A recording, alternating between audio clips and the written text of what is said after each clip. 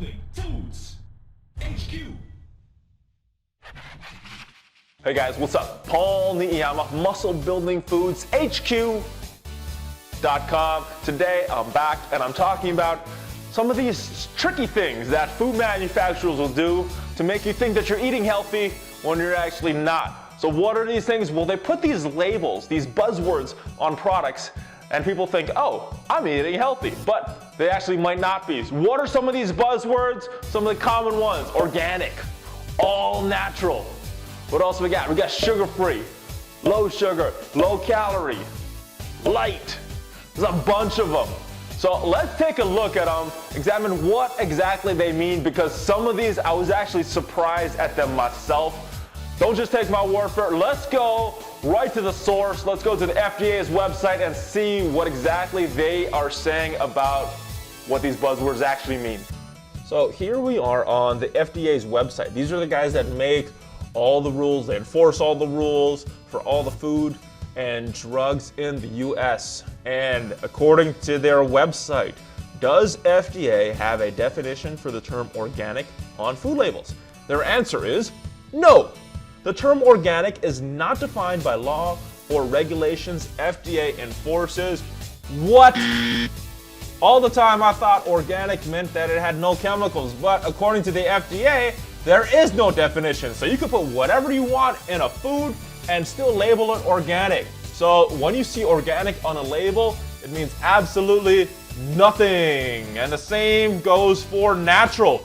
What is the meaning of natural on a food label? According to the FDA, the guys that make the rules, from a food science perspective, it's difficult to define a food product that is natural because the food has probably been processed and is no longer a product of the earth. No duh. You look at meats, vegetables, fruits, those are natural. They came straight out of the ground or straight out of the butcher. Supposed to come straight out of the butcher for meats. But those are natural products. If it is sitting on a shelf, it is probably not a natural product. So, that said, FDA has not developed a definition for the use of the term natural or its derivatives. Awesome, so there's no definition for natural either. So, you could just write natural on a product. All natural doesn't mean squat. So, don't go into the grocery store thinking that you're looking for organic stuff and natural stuff and think you're being healthy, because it means absolutely nothing. Let's look at the other labels. Guidance for Industry Food Labeling Guide. This is where they define terms like fat-free or calorie-free, low calorie, reduced and less, and some other things. So let's go into the calories real quick. Generally don't like low calorie stuff, but if you look at the comments, light or light, this is one that gets really tricky. Light or light, depending how you spell it, L-I-G-H-T or L-I-T-E. If 50% more of the calories are from fat, fat must be reduced by 50% per RACC. If less than 50% of the calories are from fat, fat must be reduced at least 50% of the calories reduced by at least a third. So that means the calories might be reduced or the fat might be reduced or both.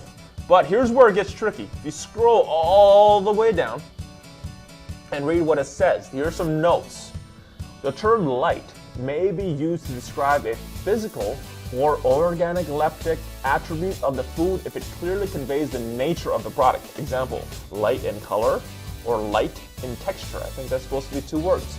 So what does that mean? When you see light on the product, it could mean that it's talking about the product's calories.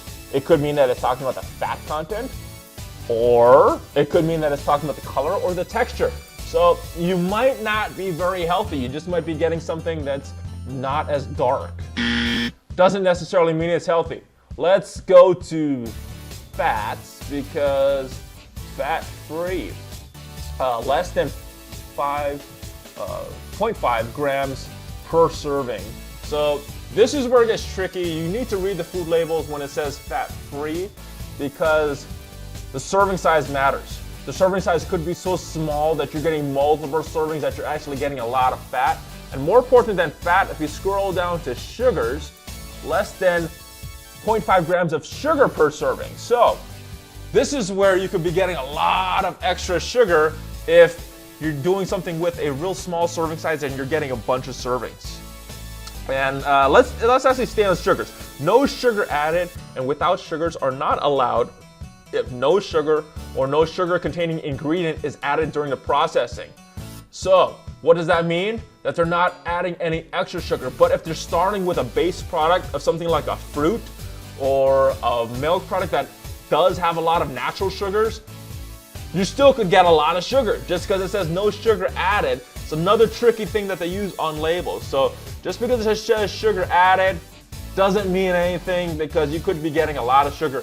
That's why, again, important to read the labels, look at the ingredient list. And another common one that they put on the products is gluten-free. Just because it says it doesn't have gluten doesn't mean it's healthy. Gluten is a protein from wheat. And some people have some reactions to it, not everybody though. So just because it says gluten-free doesn't mean it's healthy. The funny thing is that sometimes they put this gluten-free label on products that never had gluten in the first place. And those are some of the common things. One way to avoid this, don't look at the packaging, look at the label, look at the nutritional facts, and look at the ingredients. That's what's gonna tell you what you're really getting in your foods. So read this. I'm actually gonna make a video on this in a little bit on reading a nutrition label, on reading the ingredient list, what are some things to look out for, because I think it's basic, but a lot of people don't know this. It says that over half of Americans, about 60%, don't know how to really read a nutrition label. So I'm going to do that in my next video, and stay tuned for that. Make sure you get my ebook in the meantime. Make sure you subscribe to my channel in the meantime, because I got a lot more videos coming. Any questions you have for me, leave it in the comment section. Email me. I will see you next time.